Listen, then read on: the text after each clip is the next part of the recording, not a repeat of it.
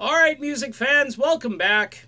It's Dave. It's the Real Music Observer, observing real music in real time for real people, just like you right there, and just like me right here. So it's Led Zeppelin's 50th anniversary, ladies and gentlemen. One of the greatest rock bands in history. And this is it.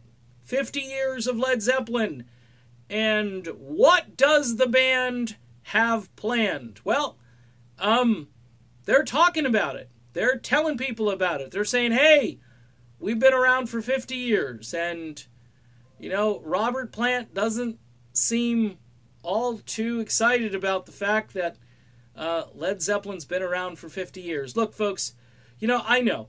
We're just fans out here. We're just the poor schlubs who bought the concert tickets, bought the LPs, bought the 8-tracks, bought the cassettes, bought the remastered CDs, bought the box sets. Well, those were big for a while.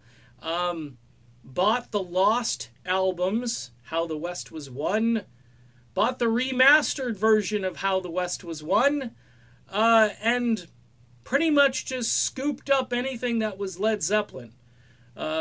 Tracks that were missing in action, we went out there and we purchased. Led Zeppelin t-shirts, people are still buying them.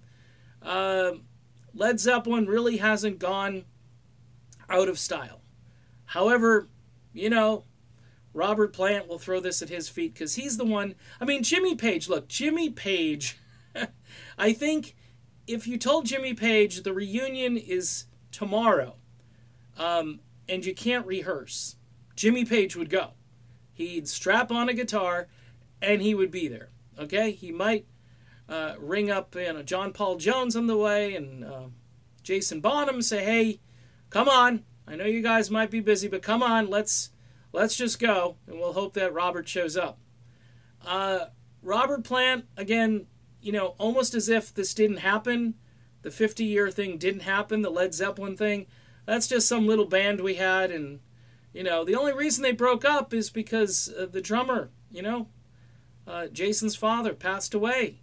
They probably would have soldiered into the 80s, and it would have been interesting to see what would have happened with their music in the 1980s, with all the keyboards and all the new technology. It would have been really cool, I think. I mean, Eric Clapton made it. There were a lot of people that made it through the 80s, and of course then grunge came along. But Led Zeppelin, even when grunge was popular, Led Zeppelin could not be thrown off a playlist. You had to have your Led Zeppelin was like the anecdote for any bad music, you know? It's like, hey, we just played this horrible song. Next, Led Zeppelin. Clean the palate. Right out. Okay? But, hey, the fans, we're out here. We endured all of that. You know, classic rock has been reduced to, you know, very narrow playlists, but Led Zeppelin is always on those radio stations. Always.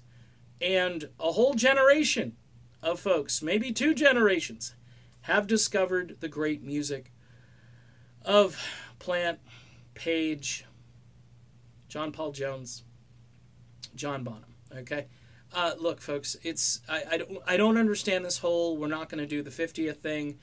Talking about the 50th anniversary while Twitter blows up with excitement. Maybe Robert Plant will do something. Maybe he'll come out of hiding.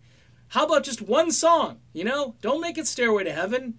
You can make it a short song if you need to make it a short song. You know, unplug everything. We know that Robert can't squeal and howl the way he used to back in the old days. We're not expecting that. We're expecting you to acknowledge the people that gave you the Ferraris and the mansions and, you know, the security detail and the gourmet food and all the stuff that you guys get to enjoy that most of the fans don't get to partake in. That's it. That's my video. Done. See ya.